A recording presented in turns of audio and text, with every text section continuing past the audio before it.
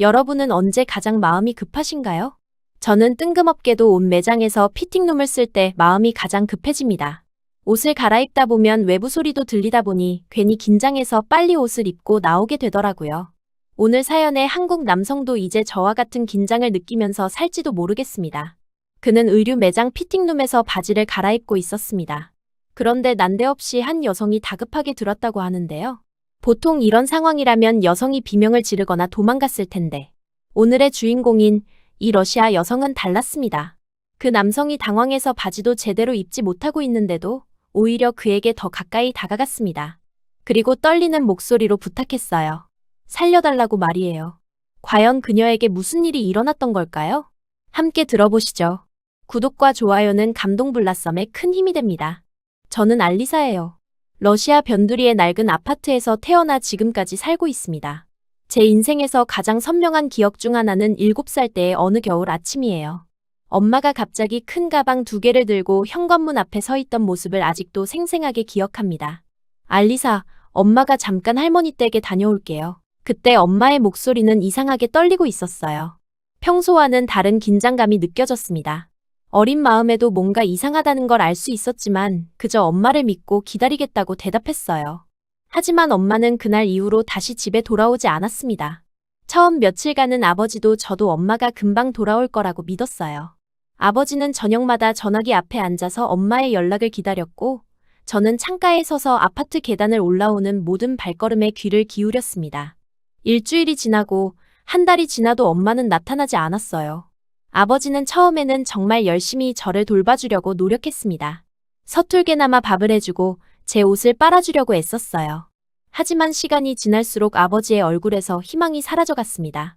그리고 그 빈자리를 술이 채우기 시작했어요. 12살이 되었을 때 저는 이미 집안의 많은 일들을 혼자 해내고 있었습니다. 장보기, 청소하기, 간단한 요리까지 모든 게 제 몫이 되었어요. 아버지는 점점 더 자주 술을 마셨고 술에 취한 채로 집에 들어와서는 엄마 얘기를 하며 혼자 중얼거렸습니다. 왜 갔을까? 내가 뭘 잘못했을까? 16살 생일 전날 아버지가 술에 취해 넘어지면서 머리를 다쳤어요. 저는 혼자서 구급차를 불렀고 병원에서 밤을 새웠습니다. 그날 밤 병원 의자에 앉아 있으면서 깨달았어요. 이제 정말로 제가 이 집의 가장이 되어야 한다는 걸 말입니다. 고등학교는 포기할 수밖에 없었어요. 아버지의 수입은 술값으로 사라지는 경우가 대부분이었고 집세와 생활비를 마련하려면 제가 일을 해야 했습니다. 처음 시작한 일은 동네 편의점 야간 아르바이트였어요. 밤 11시부터 아침 7시까지 일하고 학교에서 잠을 잤습니다. 편의점 사장님은 처음에는 제 나이를 의심했지만 절실함이 느껴졌는지 일을 시켜주셨어요. 너 혼자 사냐? 네, 아버지가 계시긴 한데 더 이상 말할 수 없었습니다. 어떻게 설명해야 할지 몰랐거든요. 야간 편의점에서 일하는 동안 정말 많은 사람들을 만났어요. 새벽에 술을 사러 오는 사람들, 담배를 사러 오는 젊은이들, 야식을 사러 오는 학생들. 그들을 보면서 저는 생각했습니다. 다들 각자의 삶이 있고 각자의 고민이 있구나. 하지만 제 고민을 이해해 줄 사람은 아무도 없을 거라는 것도 동시에 느꼈어요. 그렇게 대학생이 되지 못하고 저는 알바생이라는 이름으로 어른이 되었습니다. 그러나 편의점 일만으로는 생활비가 부족했어요. 그래서 낮에는 동네 카페에서 설거지와 청소 일도 시작했습니다. 카페 사장님은 중년의 여성분이었는데 가끔 저에게 따뜻한 차 한 잔을 건네주시며 많이 힘들지? 하고 물어보셨어요. 그럴 때마다 저는 그냥 미소만 지었습니다. 정말 힘들다고 말하면 눈물이 날 것 같았거든요. 아버지의 술주정은 시간이 갈수록 더 심해졌어요.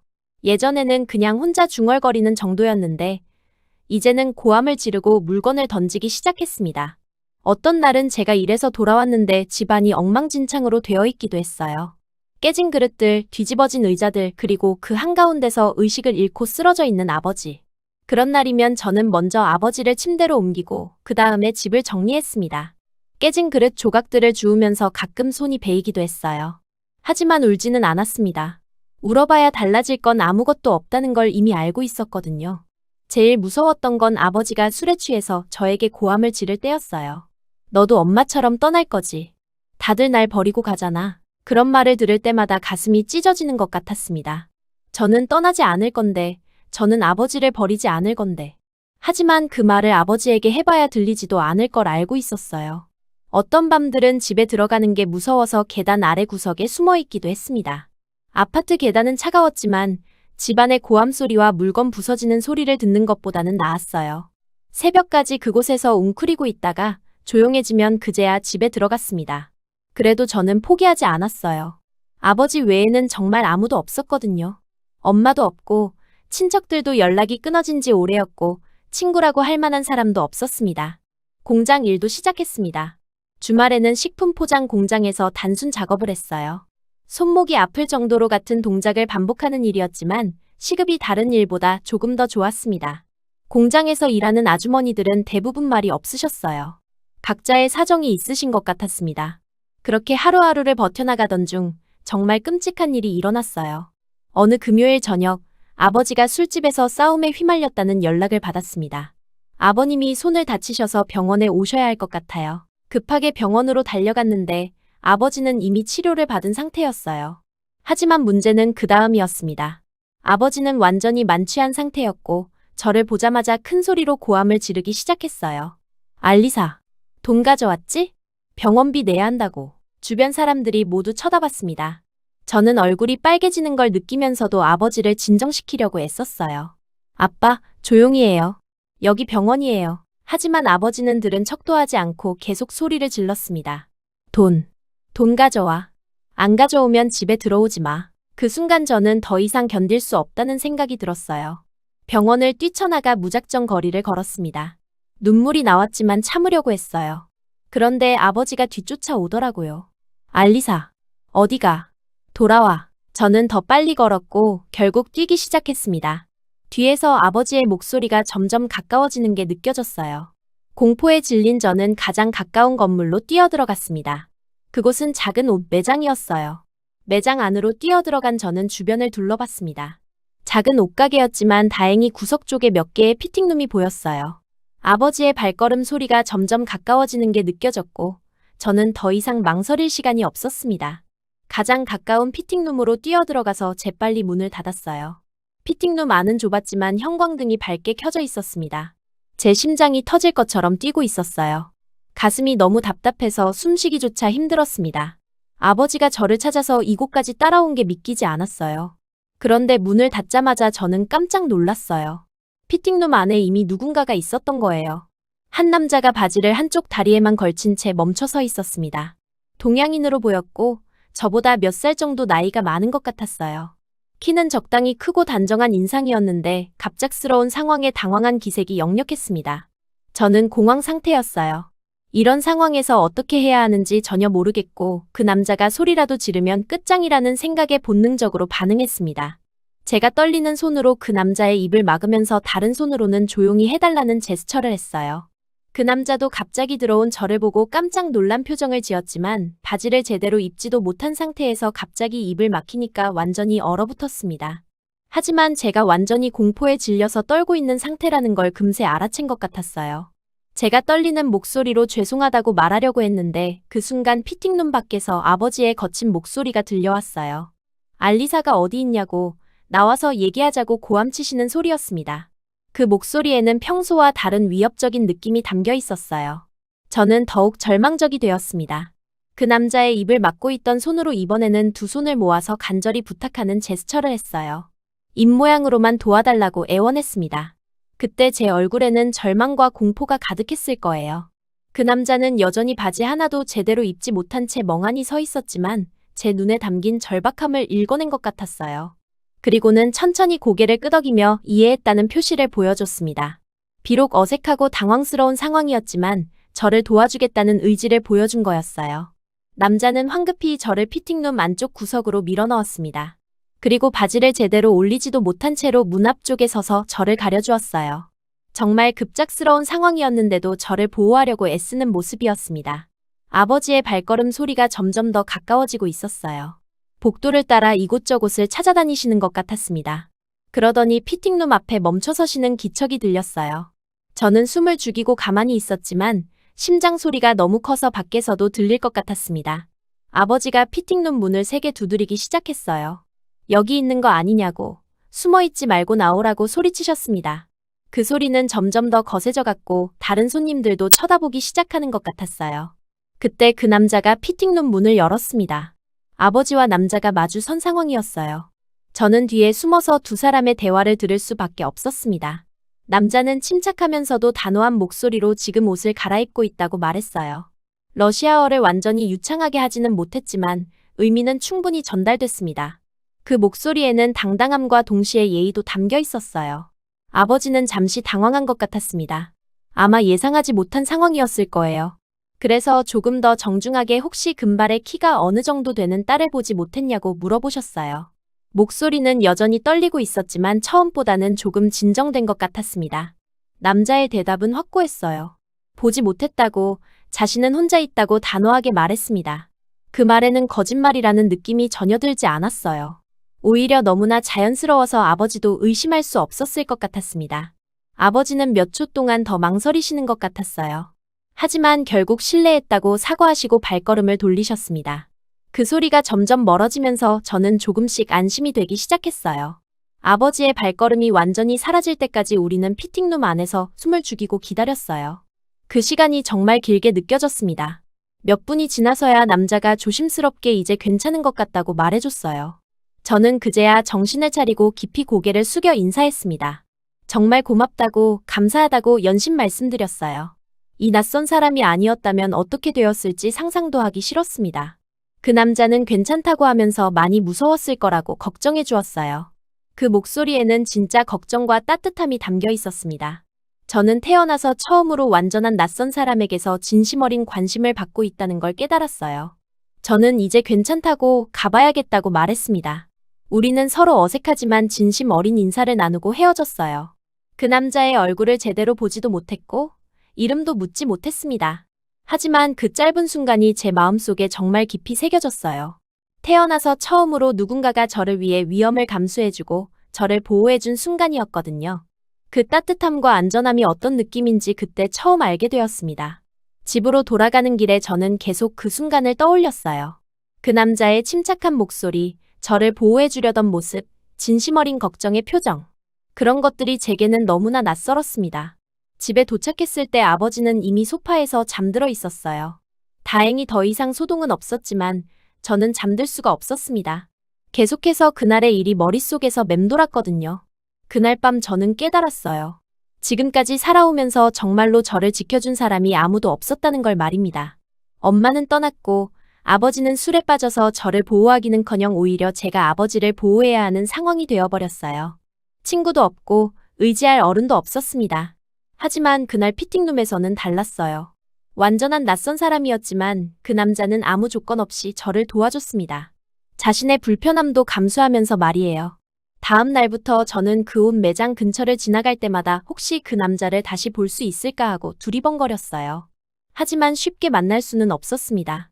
피팅룸에서의 그 일이 있은 지 며칠이 지났습니다. 집은 여전히 지옥 같았고 아버지는 그날 이후로 더욱 예민해져 있었어요. 술에 취해서 중얼거리는 횟수도 늘어났고 저를 의심하는 듯한 눈빛으로 바라보곤 했습니다. 그래서 저는 점점 더 집에 들어가는 시간을 늦추게 되었어요. 일이 끝나도 바로 집으로 가지 않고 동네를 한 바퀴 돌거나 24시간 카페에서 시간을 보내곤 했습니다. 그곳에서라도 조용한 시간을 가질 수 있었거든요. 그날도 마찬가지였어요. 편의점 야간 근무를 마치고 새벽 7시쯤 카페에 들어갔습니다. 아직 손님이 많지 않은 시간대라 조용했고 저는 구석진 자리에 앉아서 따뜻한 차 한 잔을 주문했어요. 피곤했지만 집에 들어가고 싶지 않았습니다. 카페 의자에 앉아 창밖을 바라보고 있는데 어디서 본 듯한 뒷모습이 눈에 띄었어요. 그 사람이 고개를 돌리는 순간 저는 깜짝 놀랐습니다. 며칠 전 피팅룸에서 저를 도와준 그 남자였거든요. 그도 저를 알아본 것 같았어요. 잠시 망설이더니 천천히 제 테이블로 다가왔습니다. 혹시 며칠 전에 맞아요. 그때 정말 고마웠어요. 저는 급하게 일어나서 인사를 했습니다. 그런데 그 남자의 다음 말이 저를 완전히 당황시켰어요. 그날 괜찮았나요? 그 짧은 질문에 제 마음속 어딘가가 무너져 내리는 걸 느꼈습니다. 그동안 아무도 저에게 안부를 묻지 않았거든요. 아무도 제가 괜찮은지 힘든지 관심을 갖지 않았어요. 그런데 이 낯선 사람이 진심으로 걱정해주고 있다는 게 믿어지지 않았습니다. 저는 말을 시작하려는데 갑자기 눈물이 핑 돌았어요. 그동안 꾹꾹 눌러 담았던 감정들이 한꺼번에 올라오는 것 같았습니다. 그 남자는 제 상태를 보고 조심스럽게 말했어요. 앉으세요. 천천히 말씀하셔도 돼요. 그래서 저는 다시 자리에 앉았습니다. 그리고 정말 오랜만에, 아니 태어나서 처음으로 누군가에게 제 이야기를 털어놓기 시작했어요. 엄마가 갑자기 사라진 이야기, 아버지가 술에 빠져버린 이야기, 제가 18살부터 혼자 집안을 책임져야 했던 이야기들이 자기도 모르게 쏟아져 나왔습니다. 엄마는 제가 7살 때 갑자기 짐을 싸고 나가셨어요. 할머니 댁에 다녀온다고 하시더니 그냥 사라지신 거예요. 그 남자는 제 말을 끊지 않고 끝까지 들어주었습니다. 중간중간 고개를 끄덕이면서 진짜로 듣고 있다는 걸 보여줬어요. 그런 경험이 처음이라 저는 점점 더 많은 이야기를 하게 되었습니다. 아버지는 처음엔 정말 열심히 저를 돌봐주려고 했어요. 하지만 시간이 지나면서 술을 마시기 시작하셨고, 이제는 저보다 술을 더 중요하게 생각하시는 것 같아요. 그때 그 남자가 자신을 소개했어요. 민호라는 이름의 한국인이고 엔지니어로 일하며 러시아에 출장을 온 거라고 했습니다. 한 달 정도 더 머물 예정이라고 했어요. 민호. 좋은 이름이네요. 알리사도 예쁜 이름이에요. 그렇게 우리는 자연스럽게 대화를 이어갔습니다. 민호는 정말 좋은 사람이었어요. 제 이야기를 듣고 판단하거나 조언하려고 하지 않았습니다. 그냥 들어주는 것만으로도 충분하다는 걸 아는 사람 같았어요. 그날 이후 우리는 거의 매일 그 카페에서 만났습니다. 저는 야간 근무를 마치고 민호는 하루 일과를 시작하기 전에 카페에 들렀어요. 그 시간이 저에게는 하루 중 가장 소중한 시간이 되었습니다. 민호 앞에서만큼은 저는 완전히 다른 사람이 될 수 있었어요. 경계심을 내려놓고 자연스럽게 웃고 떠들고 일상적인 불만도 털어놓을 수 있었습니다. 편의점에서 만난 진상 손님 이야기, 카페 사장님이 해주신 따뜻한 말씀, 길에서 본 재미있는 일들까지 모든 걸 나누었어요. 어제 편의점에 술 취한 아저씨가 와서 라면을 사겠다고 하는데 자꾸 컵라면을 봉지라면이라고 우기더라고요. 그럼 어떻게 했어요? 결국 컵라면을 봉지에 넣어서 드렸어요. 그랬더니 만족하시더라고요. 이런 사소한 대화들이 저에게는 기적처럼 느껴졌습니다. 누군가와 웃으면서 이야기한다는 것 자체가 너무 낯설고 좋았어요. 민호도 자신의 이야기를 들려주었습니다. 한국에서의 생활, 엔지니어 일에 대한 이야기, 가족들에 대한 얘기까지. 특히 어머니 이야기를 할 때의 민호는 정말 행복해 보였어요. 우리 어머니는 제가 해외 출장 갈 때마다 걱정을 너무 많이 하세요. 매일 안전한지 연락하라고 하시고 현지 음식 잘 먹고 있는지까지 물어보시거든요. 그 이야기를 들으면서 저는 부러웠습니다. 그런 사랑을 받으며 자란다는 게 어떤 기분일까 상상해봤어요. 카페에서의 시간 덕분에 집에 들어가는 시간이 자연스럽게 늦어졌습니다. 보통 오전 9시쯤 집에 들어가면 아버지는 이미 잠들어 있었어요. 그래서 오랫동안 없었던 조용한 밤이 찾아왔습니다. 아버지의 고함 소리나 물건 부서지는 소리 없이 편안하게 잠들 수 있었어요. 하지만 좋은 시간이 계속될 수는 없었습니다. 일주일쯤 지났을 때 아버지가 제 패턴 변화를 눈치채기 시작했어요. 알리사, 요즘 늦게 들어오는데 어디서 뭐 하고 다니는 거야? 처음에는 그냥 일이 늦게 끝난다고 둘러댔습니다. 하지만 아버지의 의심은 점점 깊어져만 갔어요. 일이 그렇게 늦게 끝나? 편의점이 24시간인 건 아는데 내가 맡은 시간은 정해져 있잖아. 아버지는 제가 생각했던 것보다 더 많은 것을 알고 있었습니다. 그리고 의심이 깊어질수록 더 많은 돈을 요구하기 시작했어요. 어디서 돈을 더 벌고 있는 거지? 나한테 숨기는 게 있나? 그런 추궁이 시작되면 저는 정말 답답했습니다.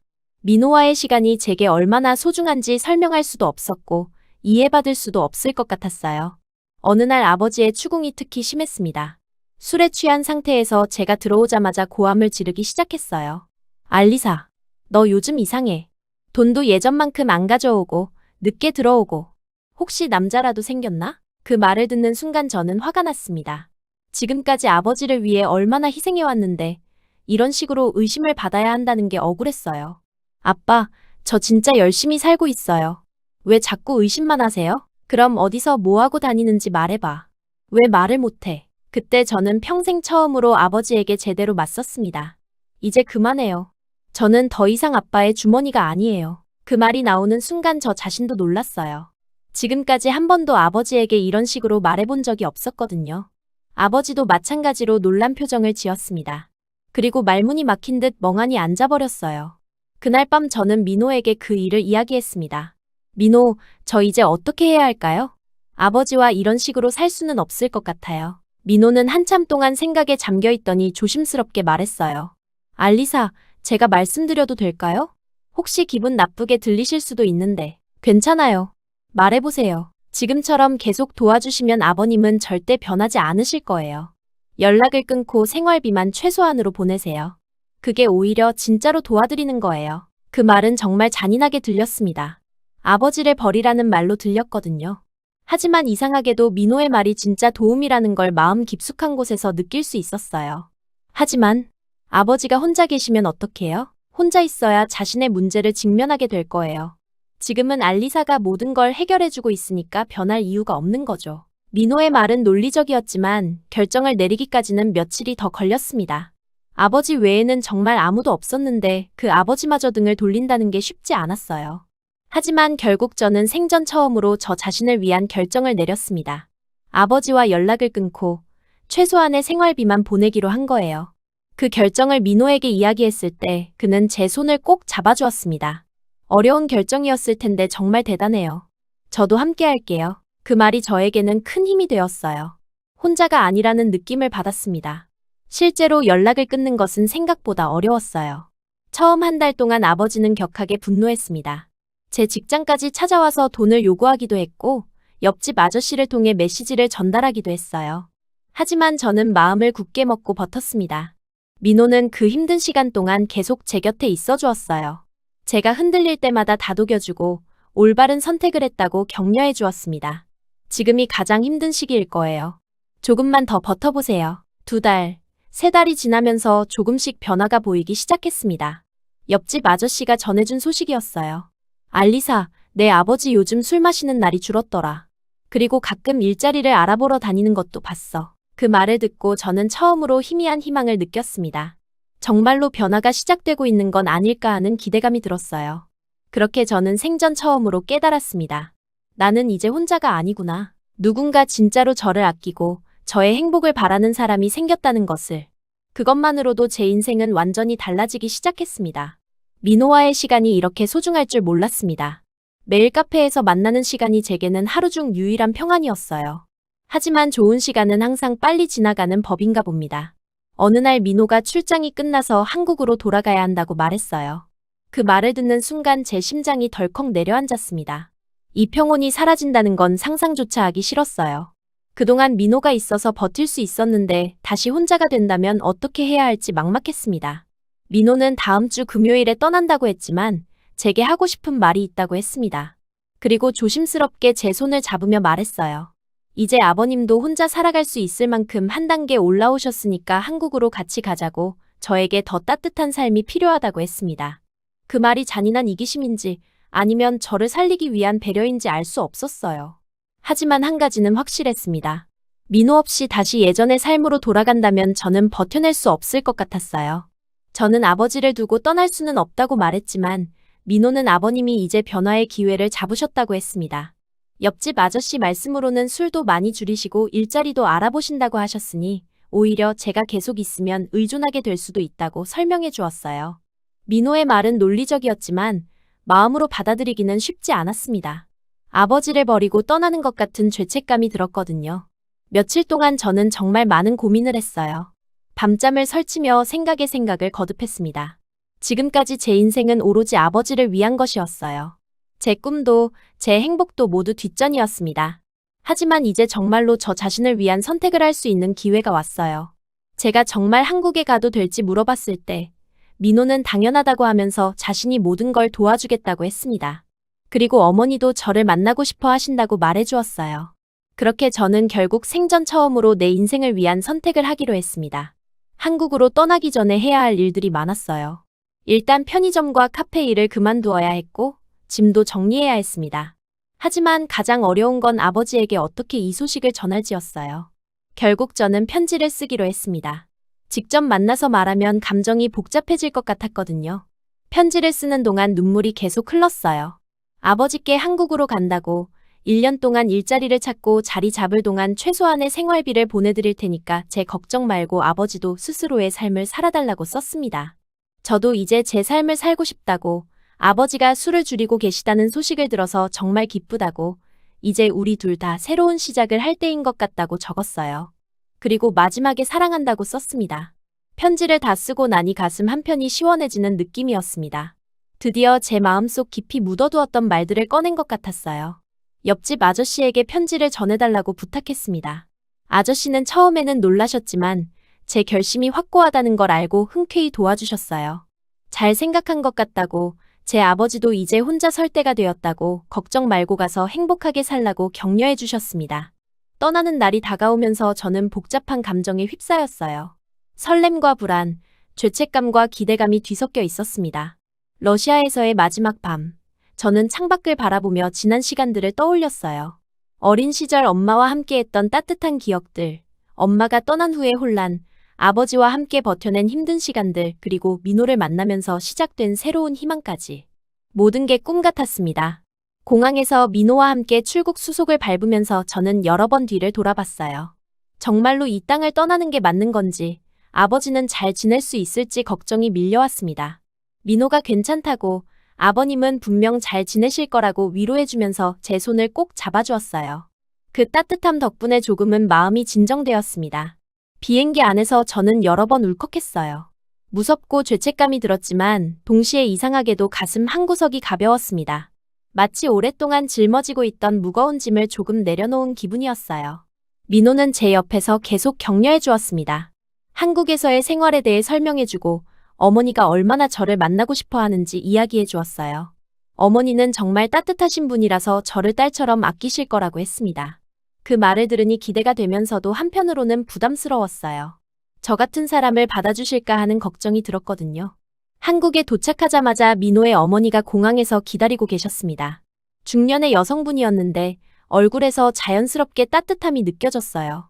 어머니는 저를 보자마자 알리사라고 부르시면서 멀리서 오느라 얼마나 힘들었을지 걱정해 주시며 꼭 안아주셨습니다. 그 순간 저는 태어나서 처음으로 가족이 안아주는 느낌을 알게 되었어요. 엄마의 기억은 너무 어릴 때라 희미했는데 이렇게 무조건적으로 받아주는 사랑이 이런 느낌인 거구나 하고 깨달았습니다. 공항에서 집까지 가는 동안 어머니는 계속 저를 챙겨주셨어요. 피곤하지 않은지, 배는 고프지 않은지, 한국이 어떤지 물어보셨습니다. 그 모든 관심이 저에게는 신기했어요. 민호의 집에 도착했을 때 저는 깜짝 놀랐습니다. 러시아의 낡은 아파트와는 완전히 다른 세상이었거든요. 깨끗하고 따뜻하고 무엇보다 평화로웠어요. 어머니가 보여주신 제 방은 작지만 정말 예쁘게 꾸며져 있었어요. 창문으로 들어오는 햇살, 깨끗한 침대, 작은 책상까지 모든 게 꿈 같았습니다. 너무 좋다고, 정말 감사하다고 말씀드렸어요. 그날 밤 저는 오랜만에 정말 편안하게 잠들었어요. 아버지의 고함 소리를 걱정할 필요도, 문이 부서질 소리에 잠길 필요도 없었습니다. 그냥 조용하고 평화로운 밤이었어요. 다음 날부터 본격적인 한국 생활이 시작되었습니다. 모든 것이 새로웠어요. 밤에도 길거리가 안전했고 사람들이 친절했습니다. 무엇보다 민호의 가족들이 저를 진짜 가족처럼 대해주는 게 믿기지 않았어요. 어머니는 매일 아침 따뜻한 국을 끓여주시고 제가 한국 음식에 익숙해질 수 있도록 조금씩 가르쳐 주셨습니다. 처음에는 맵기도 하고 낯설기도 했지만 점차 입에 맞기 시작했어요. 어머니는 항상 제가 살이 많이 빠진 것 같다고 걱정하시면서 많이 먹어야 한다고 챙겨주셨습니다. 누군가 제 건강을 걱정해주는 것 자체가 저에게는 너무나 새로운 경험이었어요. 일자리를 찾기 위한 준비도 도와주셨어요. 한국어를 가르쳐 주시고 간단한 면접 준비도 함께 해주셨습니다. 혼자였다면 어떻게 해야 할지 몰랐을 텐데 이렇게 도와주는 사람들이 있다는 게 감사했어요. 민호는 출장에서 돌아와 일상으로 복귀했지만 퇴근 후에는 항상 저와 시간을 보내줬습니다. 동네를 구경시켜주고 한국 문화를 소개해주고 앞으로의 계획을 함께 세우기도 했어요. 민호가 한국 생활이 어떤지 물어봤을 때 저는 정말 꿈 같다고 답했습니다. 이런 평온함이 있다는 걸 몰랐다고 말이에요. 실제로 그랬습니다. 러시아에서는 항상 긴장하고 있어야 했는데 한국에서는 정말로 마음 놓고 쉴 수 있었어요. 무엇보다 민호의 집에서 느껴지는 가족의 따뜻함이 제 마음을 천천히 치유해주고 있었습니다. 가족이란 게 이런 거구나. 저는 매일 조금씩 살아나는 저 자신을 느꼈습니다. 하지만 마음 한편에는 작은 그림자가 항상 따라다녔어요. 아버지였습니다. 연락은 하지 않았지만 옆집 아저씨가 가끔 카톡으로 근황을 알려주었어요. 제 아버지가 요즘 정말 많이 달라졌다고, 술도 거의 안 마시고 주변 정리도 하고 있다고 했습니다. 처음에는 믿기지 않았습니다. 그렇게 심하게 술에 의존하던 아버지가 정말 변할 수 있을까 싶었거든요. 하지만 아저씨의 말씀이 계속되면서 조금씩 믿게 되었어요. 일자리도 구했다고 공사장에서 간단한 일이지만 그래도 매일 나가고 있다고 했습니다. 그 소식을 들을 때마다 저는 복잡한 감정에 휩싸였습니다. 기쁘기도 하고 한편으로는 죄책감도 들었어요. 제가 떠났기 때문에 아버지가 변한 건지 아니면 원래 변할 준비가 되어 있었던 건지 알 수 없었습니다. 한국에서 점차 밝아지는 제 모습을 보면서도 동시에 러시아 어딘가에서 홀로 살아가는 아버지를 떠올리곤 했어요. 희망과 죄책감이 항상 교차했습니다. 하지만 민호의 어머니와 함께하는 식사 시간, 동네 산책, 첫 일자리를 위한 준비. 그 모든 시간이 제 마음을 천천히 치유해 주었어요. 상처받은 마음이 조금씩 아물어가는 것을 느낄 수 있었습니다. 어느 날 어머니가 제게 정말 착한 아이라고 힘든 일을 많이 겪었을 텐데도 이렇게 밝게 웃을 수 있다고 말씀해 주셨어요. 그 말을 듣고 저는 눈물이 핑 돌았습니다. 누군가 저를 착한 사람이라고 말해준 것도 처음이었고 제 웃음을 예쁘다고 해주는 것도 처음이었거든요. 저 같은 사람을 받아주셔서 정말 고맙다고 말씀드렸을 때 어머니는 무슨 소리냐고 하시면서 저는 우리 가족이라고 말씀해 주셨어요. 그 한마디가 제게 얼마나 큰 힘이 되었는지 몰라요. 정말로 제가 이 가족의 일원이 될 수 있다는 희망이 생겼습니다. 그렇게 평온한 나날들이 이어졌어요. 하지만 그 평온이 얼마나 연약한지 저는 곧 알게 되었습니다.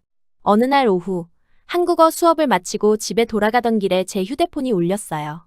발신자를 보는 순간 심장이 쿵 떨어졌습니다. 옆집 아저씨의 번호였거든요. 평소에는 카톡으로만 연락하시는데 전화를 하신다는 건 뭔가 큰일이 일어났다는 뜻이었어요. 떨리는 손으로 전화를 받았을 때 옆집 아저씨의 목소리는 평소와 달리 떨리고 있었습니다. 아저씨가 아버지가 일하다가 다리를 크게 다쳤다고 알려주셨습니다. 다리뼈가 부러져서 수술이 필요하고 혼자서는 아무것도 할 수 없는 상태라고 했어요. 그 순간 제 숨이 멎을 것 같았습니다. 한국에서의 평온한 일상이 한순간에 무너져 내리는 기분이었어요. 집에 들어가자마자 민호와 어머니에게 상황을 설명했습니다. 어머니는 제 얼굴을 보고 금세 심각성을 눈치채셨어요. 민호는 단 한마디도 고민하지 않고 함께 러시아로 가자고 했습니다. 자신의 일정이나 회사 일은 생각하지도 않고 저를 우선으로 생각해주는 모습이 고마웠어요. 어머니도 흔쾌히 동의해주시며 아버지를 잘 모시고 다녀오라고 하셨습니다. 그렇게 우리는 서둘러 러시아행 비행기표를 예약했습니다. 다행히 다음날 오후 비행편에 자리가 있었어요. 하지만 그 하루가 정말 길게 느껴졌습니다. 밤잠을 이룰 수 없었어요. 아버지의 상태가 얼마나 심각한지, 혼자서 얼마나 무서웠을지 생각하니 마음이 찢어질 것 같았습니다. 그동안 연락을 끊고 지낸 것에 대한 죄책감도 밀려왔어요. 괜찮을 거예요, 알리사. 아버님은 예전보다 훨씬 건강해지셨잖아요. 민호가 계속 위로해줬지만 불안함은 쉽게 사라지지 않았습니다. 비행기 안에서도 마음이 편치 않았어요. 몇 달 만에 다시 러시아로 돌아가는 길이었지만 이번에는 상황이 완전히 달랐습니다. 예전에는 절망적인 현실에서 도망치듯 떠났었는데 이번에는 아버지를 돕기 위해 돌아가는 거였어요. 러시아 공항에 도착하자마자 우리는 곧장 병원으로 향했습니다. 택시 창문으로 보이는 러시아의 풍경은 묘하게 낯설면서도 익숙했어요. 익숙한 건물들, 낡은 아파트 단지들 그리고 겨울 끝자락의 을씨년스러운 하늘까지. 몇 달 전까지만 해도 제 전부였던 이곳이 이제는 마치 다른 세상처럼 느껴졌습니다. 한국에서의 따뜻하고 깨끗한 일상에 익숙해진 제 눈에는 모든 것이 더 칙칙하고 무거워 보였어요. 병원 복도를 걸으면서 저는 심장이 두근거렸습니다. 과연 아버지는 어떤 모습일까? 정말로 많이 다치신 걸까? 그리고 저를 보면 어떤 반응을 보이실까 하는 걱정들이 머릿속을 맴돌았어요. 병실 문 앞에 서서 한번 깊게 숨을 들이마신 후 조심스럽게 문을 열었습니다. 병원에 도착했을 때 저는 눈앞에 아버지를 보고 말을 잃었어요. 한때 술에 절어 눈빛조차 흐릿하던 그 모습은 온데간데 없었습니다. 수척하긴 했지만 맑아진 얼굴로 저를 바라보고 계셨어요. 아버지는 저를 보는 순간 울음을 터뜨렸습니다. 제게 정말 미안하다고 그렇게 힘들게 했는데 라고 하시며 진심 어린 사과를 하셨어요. 그 사과는 술에 취해서 하는 헛소리가 아니라 정말로 맑은 정신으로 하는 말이라는 걸 알 수 있었습니다. 그리고 아버지는 민호에게도 고개를 깊이 숙이며 이런 좋은 사람이 알리사 옆에 있어줘서 고맙다고 인사하셨어요. 그 순간 저는 과거의 모든 것들이 눈처럼 녹아내리는 걸 느꼈습니다. 그동안의 폭언, 상처, 고통들이 아버지의 그 한마디에 모두 용서되는 것 같았어요. 병실은 4인실이었는데 다른 환자분들도 계셨습니다. 하지만 아버지는 다른 분들과도 좋은 관계를 유지하고 계셨어요. 예전에 예민하고 화를 잘 내던 모습과는 정반대였습니다. 옆 침대 할아버지가 저분이 내 딸이라고 하시면서 아버지가 매일 자랑했다고 말씀해 주셨어요. 아버지가 저 자랑을 했다는 게 믿기지 않았습니다. 의사 선생님으로부터 아버지의 상태에 대해 자세한 설명을 들었어요. 다리뼈가 복잡하게 부러져서 수술이 필요하고 회복까지는 최소 2달 정도 걸린다고 했습니다. 하지만 생명에는 지장이 없다는 말에 안도할 수 있었어요. 수술 동의서를 작성하면서 저는 복잡한 기분이었어요. 몇 달 전까지만 해도 아버지 때문에 도망치듯 떠났는데 이제는 제가 아버지의 보호자가 되어 있었습니다. 수술은 다음 날 오전에 하기로 했어요. 그날 밤 저는 아버지 옆에서 밤을 샜습니다. 민호는 근처 숙소에서 쉬라고 했지만 아버지 곁을 떠날 수 없었어요. 그날 밤 아버지와 저는 처음으로 진짜 대화를 나누었습니다. 병실이 조용해진 늦은 시간, 다른 환자분들이 모두 잠든 사이에 아버지가 조심스럽게 입을 여셨어요. 제가 한국에서 행복한지 물어보시는 목소리는 예전과 달리 부드럽고 따뜻했습니다. 저는 정말 행복하다고 답했고, 아버지는 제가 행복한 게 제일 중요하다고 하시면서 안도의 표정을 지으셨어요. 아버지는 천천히, 마치 오랫동안 꺼내고 싶었지만 꺼내지 못했던 이야기를 하듯이 술을 끊게 된 과정을 설명해 주셨습니다. 제가 떠나고 나서 처음 한 달은 정말 지옥 같았다고 하셨어요. 분노와 외로움이 교차하면서 더 심하게 술에 의존했다고 했습니다. 하지만 어느 날 새벽, 술에 취해 쓰러진 채로 깨어났을 때 문득 깨달았다고 하셨어요. 이렇게 살다가 죽으면 알리사에게 아무것도 남겨줄 수 없다는 걸 말이에요. 제가 떠나고 나서 처음에는 정말 미칠 것 같았다고, 화도 나고 외로웠다고 하셨습니다. 하지만 한 달쯤 지나니까 문득 깨달았다고 했어요. 지금까지 뭘 하고 살았나 싶어서 변하기로 결심했다고 하셨습니다. 공사장에서 하는 간단한 일이지만 일자리도 구했다고 하셨어요. 매일 나가니까 보람이 있고 술 생각도 안 난다고 했습니다. 그리고 딸이 떠난 뒤 느꼈던 외로움과 죄책감에 대해서도 솔직하게 말씀해 주셨어요. 제가 얼마나 힘들었을지 이제야 안다고 하시면서 정말 미안하다고 또 한 번 사과하셨습니다. 아버지의 눈에서 진짜 후회의 눈물이 흘러내렸어요. 저도 덩달아 울음이 터져나왔습니다. 이런 아버지를 보는 건 정말 처음이었거든요. 수술은 성공적으로 끝났습니다.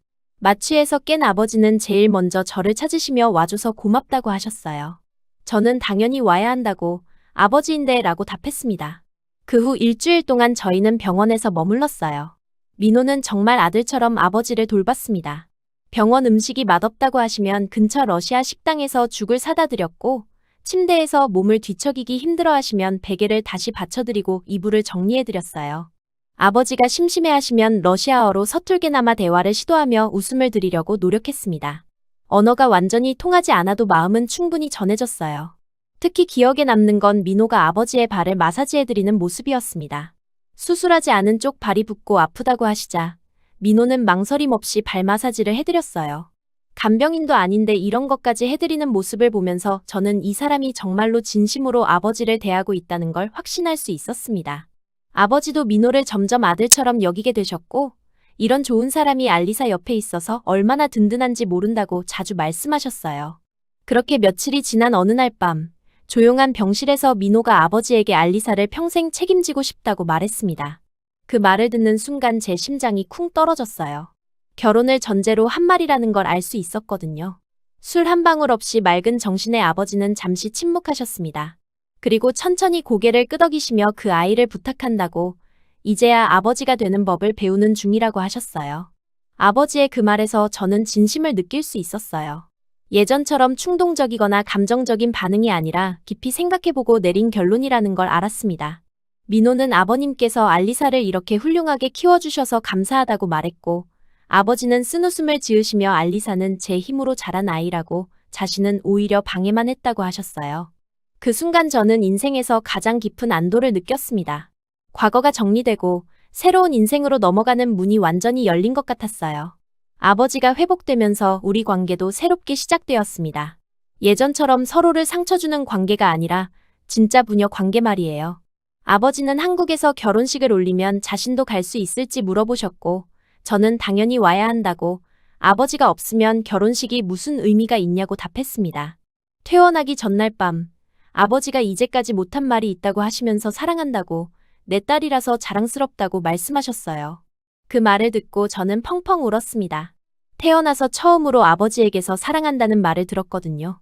저도 아버지를 사랑한다고 답했습니다. 퇴원하는 날, 아버지는 이제 우리가 한국 가서 행복하게 살라고, 자신은 여기서 잘 지낼 테니까 걱정하지 말라고 하셨어요. 저는 자주 연락드리겠다고, 그리고 결혼식에는 꼭 와달라고 부탁했습니다. 아버지는 당연히 가야 한다고, 내 딸 결혼식인데 라고 대답하셨어요. 그렇게 우리는 러시아를 떠났습니다. 하지만 이번에는 도망치듯 떠나는 게 아니라 새로운 시작을 위해 떠나는 거였어요. 아버지의 축복을 받고 말이에요. 병원에서의 그 시간은 제 인생에서 정말 소중한 시간이었습니다. 아버지와 진짜로 화해할 수 있었고, 민호와의 미래에 대한 확신도 얻을 수 있었어요. 아버지는 이제 정말로 다른 사람이 되어 있었습니다. 술 냄새 대신 비누 냄새가 나고, 흐릿한 눈빛 대신 맑은 눈빛을 가진 진짜 아버지 말이에요. 비행기 안에서 민호가 제 손을 잡으며 이제 정말 우리의 시작이라고 말했고, 저도 정말 새로운 시작이라고 답했습니다. 창밖으로 보이는 구름을 바라보면서 저는 깨달았어요. 진짜 행복은 누군가를 버리고 얻는 게 아니라 모든 것이 제자리를 찾을 때 오는 거라는 걸 말입니다. 아버지도, 저도, 그리고 민호도 모두 자신의 자리에서 행복할 수 있는 길을 찾은 것 같았어요. 비행기에서 내려 한국 공항에 발을 디딘 순간, 저는 묘한 감정을 느꼈어요. 몇 주 전만 해도 낯선 땅이었던 이곳이 이제는 정말로 제 새로운 집으로 느껴졌습니다. 러시아에서의 삶은 늘 숨을 참고 살아야 하는 전쟁 같았지만 한국에서의 첫 일상은 낯설면서도 이상하리만큼 따뜻했어요. 공항에서 집까지 가는 동안 민호는 계속 제게 물어봤습니다. 피곤하지 않은지, 뭔가 필요한 건 없는지, 아버지를 두고 온 것에 대해 걱정은 안 되는지까지. 그런 세심한 배려가 저에게는 여전히 신기했어요. 누군가 저를 이렇게까지 챙겨준다는 게 믿기지 않았습니다. 집에 도착하자마자 민호의 어머니가 현관에서 기다리고 계셨어요. 어머니는 저를 보자마자 꼭 끌어안으시면서 얼마나 힘들었을지 우리 집에서 편하게 쉬라고 말씀하셨습니다. 어머니는 아버지 상태는 어떤지, 수술은 잘 되었는지 많이 걱정했을 거라고 하시면서 제 마음까지 헤아려 주셨어요. 그런 관심과 배려에 저는 또 다시 눈물이 핑 돌았습니다. 이런 따뜻함을 받을 자격이 제게 있는 건지 확신할 수 없었거든요. 그날 저녁 어머니가 차려주신 식탁에 앉으면서 저는 진짜 가족 식사가 어떤 건지 처음 알게 되었어요.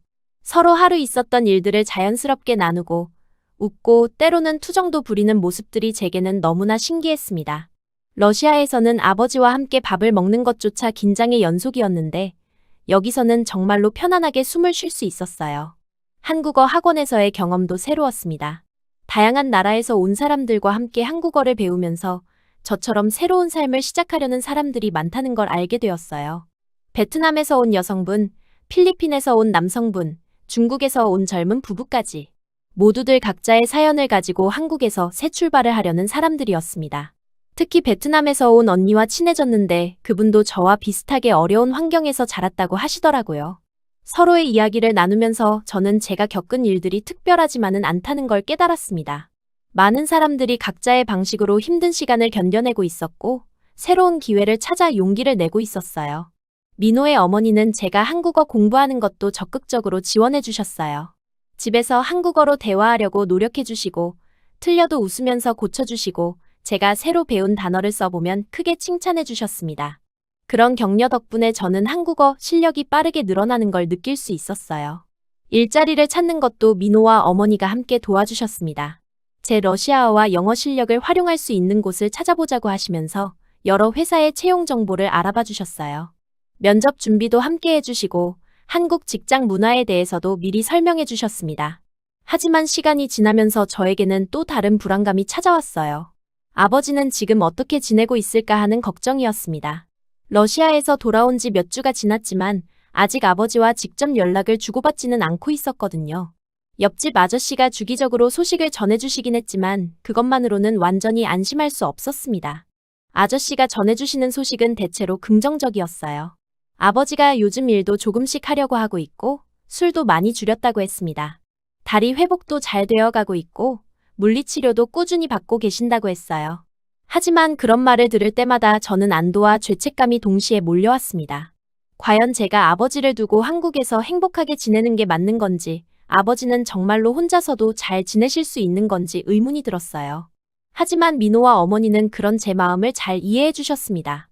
아버님께서 이제 독립적으로 살아가는 법을 배우시는 중이니까 시간을 드리는 게 좋을 것 같다고, 너무 자주 연락하면 오히려 의존하게 될 수도 있다고 조언해 주셨어요. 한국에서의 일상은 정말로 평화로웠습니다. 아침에 일어나면 어머니가 준비해 주신 따뜻한 아침 식사를 먹고 한국어 학원에 가서 공부하고 오후에는 민호와 함께 동네를 산책하거나 쇼핑을 했어요. 저녁에는 가족이 함께 모여 식사를 하고 TV를 보면서 하루를 마무리했습니다. 특히 어머니와 함께 전통시장에 장 보러 가는 시간이 좋았어요. 어머니는 각 상점 아주머니들과 친숙하게 인사를 나누시고 저를 며느리라고 소개해 주셨습니다. 상인분들이 저를 보고 예쁘다고 한국어도 잘한다고 칭찬해 주시면 어머니가 정말 자랑스러워 하셨어요. 그런 모습을 보면서 저는 진짜로 이 가족의 일원이 된 것 같다는 느낌을 받았습니다. 민호와 함께 보내는 시간도 더욱 깊어졌어요. 이제는 단순히 서로를 좋아하는 연인 관계를 넘어서 진짜 인생 파트너가 된 기분이었습니다. 민호는 제가 한국 생활에 적응하는 모든 과정을 함께 해주었고 작은 어려움이 있을 때마다 즉시 도와주었어요. 어느 날 저녁 민호와 함께 한강 둔치를 산책했습니다. 강변에 앉아서 흘러가는 강물을 바라보면서 저는 민호에게 말했어요. 이제 정말 살 것 같다고, 숨을 쉬는 게 이렇게 편한 적이 없었다고 했습니다. 그러자 민호가 제 손을 잡으면서 미소를 지으며 말했어요. 이건 이제 시작이라고, 우리가 함께 만들어갈 인생은 더 좋아질 거라고 했습니다. 그 말을 들으면서 저는 정말로 그렇게 믿을 수 있었어요. 지금까지의 삶이 힘들었던 만큼 앞으로의 삶은 더 아름다울 거라는 확신이 들었습니다. 한강을 바라보면서 저는 생각했어요. 이 강물처럼 제 인생도 계속 흘러가겠지만 이제는 좋은 방향으로 흘러갈 것 같다고 말입니다. 한국에서의 삶은 비로소 살아간다는 것에 진짜 의미를 가르쳐주고 있었어요. 단순히 버티는 것이 아니라 행복을 추구하고 꿈을 꾸고 사랑하는 사람들과 함께 미래를 만들어가는 것이 진짜 삶이라는 걸 깨달았습니다. 첫 번째 면접을 볼 때의 긴장감도 잊을 수 없어요. 무역회사에서 러시아어 통역 및 번역 업무를 담당하는 자리였는데 민호와 어머니가 면접 전날 밤까지 연습을 도와주셨습니다. 한국 직장 예절부터 시작해서 자기소개하는 법, 예상 질문에 대한 답변까지 모든 걸 준비했어요. 면접 당일 아침, 어머니가 특별히 정성스럽게 아침을 준비해 주시면서 긴장하지 말고 평소대로 하면 된다고 격려해 주셨어요. 민호도 회사에 늦게 출근하면서 저를 면접장까지 데려다 주었습니다. 그런 응원 덕분에 면접을 무사히 마칠 수 있었고 며칠 후 합격 통보를 받았어요. 첫 출근 날의 떨림도 아직 생생해요. 새로운 동료들, 새로운 업무, 새로운 환경에 적응해야 한다는 부담감이 있었지만 동시에 제 능력으로 당당하게 일할 수 있다는 기쁨도 컸습니다. 러시아어와 영어를 활용한 업무였기 때문에 제가 가진 언어 능력을 충분히 발휘할 수 있었어요. 회사 동료들도 대부분 친절했습니다. 처음에는 외국인이라는 이유로 어색해하는 사람들도 있었지만 점차 제 성실함과 업무 능력을 인정받으면서 자연스럽게 어울리게 되었어요. 특히 같은 팀의 언니가 점심시간마다 맛있는 식당들을 소개해주면서 한국 직장 생활에 빨리 적응할 수 있도록 도와주었습니다. 첫 월급을 받았을 때의 감격은 말로 표현할 수 없었어요. 러시아에서는 아버지의 술값으로 모든 돈이 사라져버렸는데 한국에서는 제가 번 돈을 정말로 제가 원하는 대로 쓸 수 있었습니다. 첫 월급으로 어머니께 작은 선물을 드리고 민호와 함께 맛있는 저녁을 먹었어요. 그리고 러시아에 있는 아버지께도 조금이나마 용돈을 보내드렸습니다. 아버지께 돈을 보내면서 함께 편지도 썼어요. 한국에서 잘 지내고 있다는 소식과 함께 곧 직접 연락드리겠다는 내용이었습니다. 아직 직접 통화할 용기는 없었지만 조금씩 연락을 재개해보고 싶다는 마음이 생기고 있었어요. 한국에서의 삶은 어느덧 자연스럽게 자리 잡아갔습니다. 회사에서의 업무도 점점 익숙해졌고 한국어 실력도 일상 대화에는 전혀 문제가 없을 정도로 늘어났어요. 무엇보다 민호의 가족과 함께 보내는 시간이 저에게는 진짜 가족이 무엇인지 알려주고 있었습니다. 아버지는 러시아에서 꾸준히 물리치료를 받고 계셨어요. 처음에는 일주일에 한 번씩 옆집 아저씨를 통해 소식을 들었는데 최근에는 아버지와 직접 영상통화를 하기 시작했습니다. 전화할 때마다 아버지의 목소리가 조금씩 밝아지는 게 느껴졌어요. 다리 상태도 많이 좋아지셨고 지팡이를 짚고 혼자서도 거동이 가능할 정도로 회복되셨다고 했습니다. 민호와의 관계도 더욱 깊어졌어요. 이제는 단순히 연인 사이를 넘어서 진짜 인생 파트너라는 느낌이 들었습니다. 서로의 미래를 이야기하는 시간이 자연스럽게 늘어났고 함께 살 집에 대한 계획, 앞으로의 직업, 언젠가 가질 수도 있는 아이들에 대한 이야기까지 모든 걸 나누게 되었어요. 그러던 어느 날 저녁, 한강을 산책하던 중에 민호가 조심스럽게 말했습니다. 우리 이제 결혼 준비를 슬슬 시작해볼까 하고 말이에요. 그 말을 듣는 순간 처음에는 기쁜 마음이 먼저 들었지만 금세 복잡한 감정들이 한꺼번에 밀려왔습니다. 러시아에 계신 아버지를 모셔와야 하는 문제, 한국식 결혼 문화에 대한 두려움, 그리고 가족의 지원 없이 혼자 모든 걸 준비해야 했던 과거의 기억까지. 모든 것이 동시에 머릿속을 스쳐 지나갔어요. 결혼이라는 게 이렇게 복잡한 감정을 불러일으키는 일인지 처음 알았습니다. 집에 돌아와서 어머니께 그 이야기를 전하자 어머니는 정말 기뻐하시면서 당장이라도 결혼식 준비를 시작하자고 하셨어요. 하지만 저는 막상 구체적인 준비를 시작하려고 하니까 막막함이 먼저 찾아왔습니다. 결혼 준비는 제가 생각했던 것보다 훨씬 복잡하고 어려웠어요. 웨딩드레스를 고르러 갔을 때의 일이 아직도 생생해요. 화려하고 아름다운 드레스들을 보면서도 제가 정말 이런 걸 누릴 자격이 있을까 하는 생각이 계속 들었습니다. 어머니와 함께 간 드레스 샵에서 여러 벌을 입어보면서도 거울 속 제 모습이 어색하기만 했어요. 식장 예약, 예산 계획, 하객 명단 작성 등 그동안 경험해본 적 없는 일들이 산더미처럼 쌓여갔습니다. 한국의 결혼 문화도 러시아와는 많이 달랐어요. 패백 의식이나 전통 혼례 절차 같은 것들이 저에게는 완전히 새로운 세상이었습니다. 어머니가 친절하게 설명해 주셨지만 제대로 할 수 있을지 불안했어요. 특히 어려웠던 건 아버지 문제였습니다. 아버지의 다리 회복 상태가 장거리 비행을 감당할 수 있을 정도인지 한국까지 오시는 게 몸에 무리가 되지 않을지 매일같이 고민했어요. 그리고 혹시 아버지가 한국에 와서 적응하지 못하시면 어떻게 해야 할지도 걱정이었습니다. 그런 와중에 민호와 작은 갈등도 생겼어요. 민호는 아버님이 오실 수 있도록 우리가 최선을 다하면 된다고 비행기표도 비즈니스석으로 끊어드리고 공항에서부터 모든 걸 도와드리면 문제 없을 거라고 말했습니다. 하지만 저는 제 가족 문제까지 민호에게 부담이 되고 싶지 않다고, 혹시 아버지 때문에 결혼식이 엉망이 되면 어떡하냐고 걱정했어요. 서로를 위하는 마음에서 나온 말들이었지만 그 마음이 오히려 서로를 아프게 만드는 날들이 있었습니다. 민호는 제가 왜 자꾸 혼자서 모든 걸 해결하려고 하느냐고, 이제는 가족이니까 함께 고민해야 한다고 말했어요. 저는 아직도 누군가에게 의존하는 게 익숙하지 않다고, 스스로 해결하는 게 편하다고 답했습니다. 그 시기가 정말 힘들었어요. 결혼을 앞두고 행복해야 할 시간인데 자꾸만 불안하고 걱정스러운 마음이 커져갔습니다. 혹시 제가 너무 성급하게 결정한 건 아닐까, 민호와 그 가족에게 짐이 되는 건 아닐까 하는 생각들이 머릿속을 맴돌았어요. 그런 제 마음을 눈치챈 어머니가 어느 날 저를 따로 불러 앉히셨습니다. 결혼 준비가 부담스럽냐고, 혹시 우리가 너무 재촉한 건 아니냐고 물어보셨어요. 저는 그동안 속에 쌓아두었던 걱정들을 어머니께 털어놓았습니다. 어머니는 제 이야기를 끝까지 들어주신 후 당신도 처음 결혼할 때 비슷한 걱정을 했다고 말씀해 주셨어요. 결혼이라는 게 두 사람이 함께 살기로 약속하는 것이지만 동시에 두 가족이 하나가 되는 과정이기도 해서 복잡한 감정이 드는 게 당연하다고 하셨습니다. 그리고 가장 중요한 건 알리사와 민호가 서로를 사랑하고 함께하고 싶어 한다는 마음이라고, 나머지는 모두 해결할 수 있는 문제들이라고 격려해 주셨어요. 그 말씀을 듣고 나니 마음이 조금 가벼워졌습니다. 결국 이 모든 고민을 끝낸 것은 아버지였어요. 어느 날 영상통화에서 아버지가 환하게 웃으며 말씀하셨습니다. 알리사가 자신이 못 갈까봐 걱정하느냐고, 딸 결혼식에 아버지가 빠질 수가 있겠냐고 하시면서요. 다리도 많이 좋아졌고 의사 선생님도 장거리 여행 정도는 문제없다고 하셨다고 했습니다. 그 말을 듣는 순간 저는 눈물을 터뜨렸어요.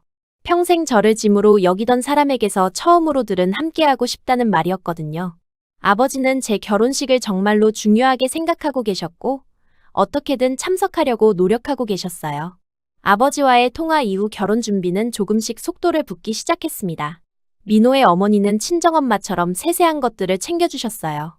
드레스 수선, 헤어 메이크업 예약, 부케 주문, 하객 접대 준비까지 모든 과정에 함께 해주셨습니다. 처음에는 이런 도움을 받는 게 부담스러웠는데 점차 가족이라는 게 이런 거구나 하는 걸 깨달았어요. 민호도 그 어느 때보다 든든하게 제 옆을 지켜주었습니다. 제가 스트레스를 받을 때마다 함께 산책을 하거나 맛있는 음식을 먹으며 기분을 풀어주었어요. 그리고 아버지 관련 준비사항들을 직접 챙겨주면서 제 부담을 덜어주었습니다. 러시아에서 아버지가 오실 항공편 예약, 공항 픽업 서비스 준비, 아버지가 머무실 호텔 예약 등 모든 걸 민호가 직접 알아보고 준비해 주었어요. 심지어 아버지가 한국 음식을 드실 수 있을지 걱정해서 러시아 레스토랑까지 미리 알아봐 두었습니다. 그 과정에서 저는 깨달았어요. 결혼이란 단순히 두 사람이 함께 사는 약속이 아니라 두 사람이 각자의 짐을 함께 나누어지는 과정이라는 걸 말입니다. 제가 혼자서 모든 걸 해결하려고 할 필요가 없었고, 민호도 저희 가족 문제를 함께 고민하고 해결하고 싶어 한다는 걸 이해할 수 있었어요. 드레스 최종 피팅을 할 때의 기분은 정말 특별했습니다. 거울 속에서 웨딩드레스를 입은 제 모습을 보면서 드디어 제가 진짜로 결혼을 하게 되는구나 하는 실감이 났어요. 어머니와 함께 간 그날, 어머니가 제 모습을 보고 눈물을 흘리시는 걸 보고 저도 덩달아 울었습니다.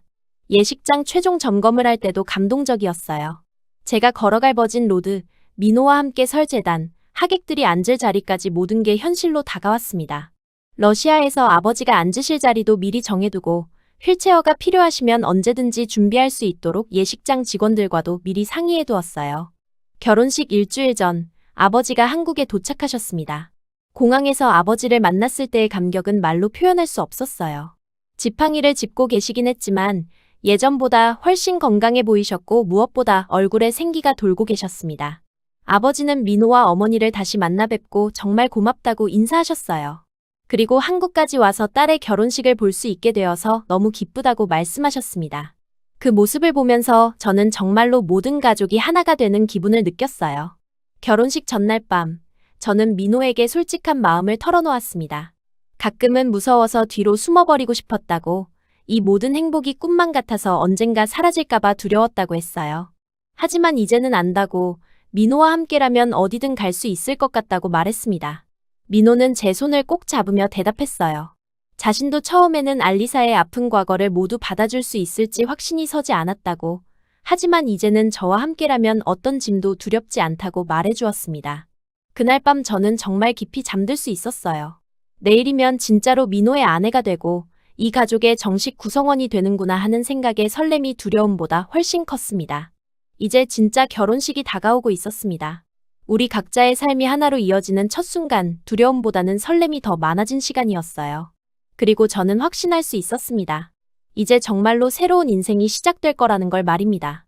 결혼식은 작지만 정말 따뜻했습니다. 제가 상상했던 것보다 훨씬 감동적이었어요. 아버지는 목발을 짚고 천천히 걸어 들어와서 민호와 저를 번갈아 바라보며 눈물을 흘리셨습니다. 민호에게 잘 부탁한다고 말씀하시는 그 순간, 저는 진짜로 모든 게 제자리를 찾았다는 느낌을 받았어요. 그 말은 단순한 인사가 아니라 축복이었고, 지난 삶과의 완전한 화해였습니다. 식이 끝난 후 아버지가 저에게 하신 말씀이 아직도 잊혀지지 않아요.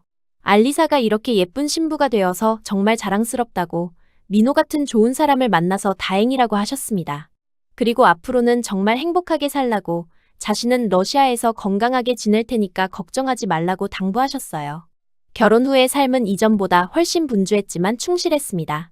둘이서 처음 맞이하는 새 집에서의 생활, 직장에서 더 커진 책임감, 완전히 새로운 생활 리듬까지 모든 것이 새로웠지만 행복이라는 단어가 늘 따라다녔어요. 아침에 일어나서 민호와 함께 아침 식사를 하고 각자 직장에 가서 열심히 일하고 저녁에는 함께 요리를 하면서 하루 있었던 일들을 나누는 그런 평범한 일상이 저에게는 기적 같았습니다. 민호의 어머니는 여전히 저희를 세심하게 챙겨주셨어요. 일주일에 두세 번은 집에 들러서 반찬을 챙겨주시고 집안이 잘 정리되고 있는지 확인해주시고 혹시 필요한 게 없는지 물어봐 주셨습니다. 처음에는 그런 관심이 부담스럽기도 했는데 점차 이게 진짜 가족의 사랑이라는 걸 깨달았어요. 러시아에 계신 아버지와도 정기적으로 영상통화를 했습니다. 처음에는 일주일에 한 번 정도였는데 점점 더 자주 연락하게 되었어요. 아버지는 매번 제가 잘 먹고 있는지, 민호와 사이좋게 지내고 있는지, 한국 생활에 불편한 건 없는지 꼼꼼히 물어보셨습니다. 그런 아버지의 관심이 저에게는 너무나 소중했어요. 그리고 결혼한 지 1년쯤 지났을 때 기다리던 소식이 찾아왔습니다. 임신이었어요. 손을 떨며 임신 테스트기를 바라보는 저에게 민호는 눈물을 글썽이며 안아주었습니다. 우리에게 새로운 생명이 오고 있다고, 정말 꿈만 같다고 말해주었어요. 임신 소식을 들은 어머니의 기쁨은 정말 대단했습니다. 마치 당신이 직접 임신한 것처럼 기뻐하시면서 당장 병원부터 좋은 곳으로 예약해주시고 임신부에게 좋은 음식들을 알아봐주시고 태교에 대한 정보까지 수집해주셨어요. 그런 정성스러운 보살핌 덕분에 저는 임신 기간 내내 정말 편안하게 지낼 수 있었습니다. 러시아의 아버지도 임신 소식을 듣고 정말 기뻐하셨어요. 매 통화마다 몸은 괜찮은지, 잘 먹고 있는지, 무거운 거 들지는 않는지 세세하게 걱정해 주셨습니다. 그리고 손주를 위해서 러시아 전통 아기 옷을 직접 사서 한국으로 보내주시기도 했어요. 그 정성이 너무 고마웠습니다. 임신 중기에 접어들면서 태동을 느끼기 시작했을 때의 감동은 말로 표현할 수 없었어요. 제 배 안에서 작은 생명이 움직이고 있다는 게 신기하면서도 경이로웠습니다. 민호도 매일 저녁마다 제 배에 손을 대고 아기와 대화를 시도했어요. 그런 모습들이 저에게는 정말 행복한 기억들이 되었습니다. 과거의 상처는 여전히 마음 어딘가에 남아 있었지만 그 상처를 덮는 새로운 사랑이 날마다 조금씩 자라나고 있었어요. 아기를 기다리면서 저는 제가 어떤 엄마가 되고 싶은지 진지하게 생각해 봤습니다. 제가 어린 시절 받지 못했던 사랑을 이 아이에게는 충분히 줄 수 있는 엄마가 되고 싶다고 다짐했어요. 출산일이 가까워지면서 아버지가 다시 한국에 오셨습니다. 손주의 탄생을 직접 보고 싶다고 하시면서 말이에요. 이번에는 다리도 많이 좋아지셔서 목발 없이도 혼자 걸으실 수 있을 정도였습니다. 공항에서 아버지를 만났을 때 예전보다 훨씬 건강해 보이시는 모습에 저는 정말 안심할 수 있었어요. 출산 당일, 진통이 시작됐을 때의 긴장감은 아직도 생생해요. 민호는 제 곁에서 계속 손을 잡아주며 격려해줬고 어머니와 아버지는 병원 대기실에서 애타게 기다려주셨습니다. 몇 시간의 진통 끝에 드디어 아기가 태어났을 때 그 순간의 감동은 평생 잊을 수 없을 것 같아요. 아기가 태어난 날, 아버지는 생애 처음으로 손주를 보며 말 한마디를 잊지 못하셨습니다. 그저 손을 떨며 이런 기적을 본다고 속삭이셨어요. 그리고 손주의 작은 손을 잡은 채 한참을 우셨습니다. 그 눈물에는 후회, 회복, 기쁨, 사랑 등 모든 감정이 뒤섞여 있는 것 같았어요. 신생아실에서 아기를 처음 안아봤을 때의 느낌은 정말 신기했어요. 이렇게 작고 연약한 생명이 제게서 나왔다는 게 믿기지 않았습니다. 그리고 이 아이를 위해서라면 무엇이든 할 수 있을 것 같다는 확신이 들었어요. 퇴원 후 집에서의 육아는 생각보다 훨씬 힘들었지만 가족 모두가 도와주셔서 잘 버틸 수 있었습니다. 어머니는 산후조리부터 신생아 돌보는 법까지 모든 걸 가르쳐 주셨고 아버지는 한국에 한 달 더 머무시면서 손주 돌보는 일에 정말 적극적으로 참여해 주셨어요. 아버지가 손주를 돌보시는 모습은 정말 신기했습니다. 제가 어린 시절에는 단 한 번도 경험하지 못한 가족의 따뜻함 그 자체였어요. 기저귀 갈아주는 법도 배우시고 분유 타는 법도 익히시고 아기가 울면 어르는 방법까지 열심히 연구하셨습니다. 특히 아기가 밤에 울 때 아버지가 안아서 재워주시는 모습이 인상 깊었어요. 러시아 자장가를 불러주시면서 부드럽게 등을 토닥여주시는 아버지를 보면서 저는 이런 아버지의 모습을 어린 시절에 한 번이라도 봤다면 얼마나 좋았을까 하는 생각이 들었습니다.